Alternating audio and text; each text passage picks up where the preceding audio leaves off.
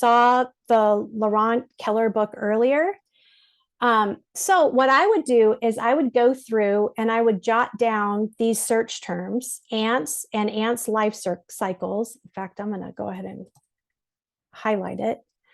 And I might look at the secret lives of ants because that sounds really interesting too. Okay, and so this one is ants dash behavior. And look, social behavior in animals. Like, I don't know that I ever would have thought to look under that search term. So I might go back with that information.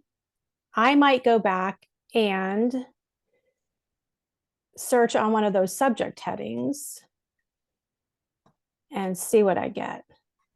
Okay, so now I get a very specific search, right? And now I've turned up Ants, Workers of the World by Eleanor Spicer Rice, right? So I would encourage you in your journal or in your, in your research journal to keep track of these subject terms that you're uncovering, right? So here we have ants behavior, right? So let's see what happens when we do that one.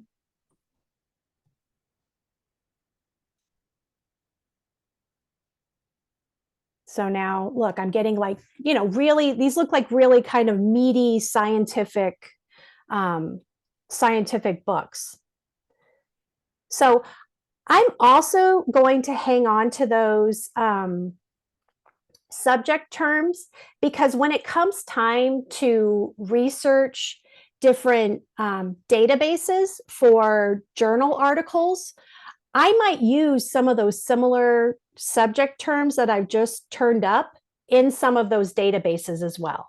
So it's really important to keep track of the keywords that you're using and the subject terms that you're using to get a thorough search and then use them in databases as well.